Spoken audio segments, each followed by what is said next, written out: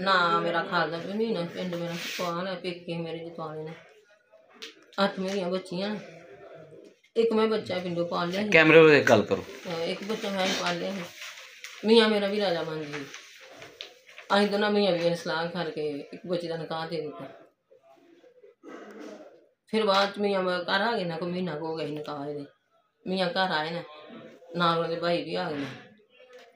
उन्हें जबरदस्ती किया सानू मार दिता बच्चियां भी मारिया मैनू भी मारिया घरों बाहर कर दिता जिसले घरों बाहर कर दिता मैं थाने गई अलीसर उदों मुलाजम आए उन्होंने आके कहा भी अं बीबी की तलाक दी बीबी घरों क्यों नहीं निकलती पे मैं हूँ क्या मैं नहीं मैनू नहीं ना दी तलाक नहीं नोटिस देता उन्हें कहा भी अं घर नहीं बनने देना अं फिर उधर दूए पिंड चल गए फिर उधर 10-15 दिन फिर मैं अलीसर गई थाने में आके भी मेरा हल कोई सोचो उन्हें क्या ठीक है घर बांट देने जिसले मैं आई तो अगे डंगर भी फिर घर चले गए पता नहीं हूँ रल के किते कि मैनू नहीं सारा गल्लां की पता घर तो मैं आई नहीं 8-9 थाने मैं इस बच्चे की खातर नाल पाले दे दोनों मां भी पुत्रा उन्हें सारे डंगर भी बेच दिते ने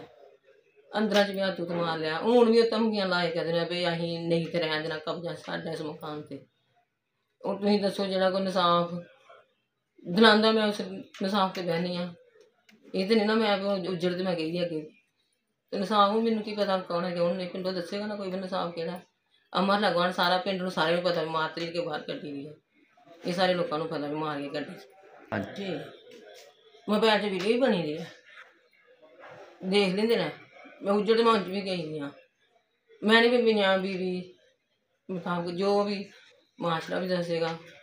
माली हाथ भी दसणगे मैनू इंसाफ चाहिए जो भी है जी आला भी जो दारे ने जो भी पुलिस के मुताबिक जो भी है मैनू इंसाफ दिलाया जाए जो भी इंसाफ है वो मैनू इंसाफ दिलाया जाए अदालत का दरवाजा भी खड़काया पुलिस का दरवाजा भी खड़काया मैनू इंसाफ चाहिए मेरी 8 बच्चियां ने दसो मैं कितने लैके जा दर दे खज्जल हो रही हैं 3 बच्चियां ने कितने लैके जा मैनू इंसाफ चाहिए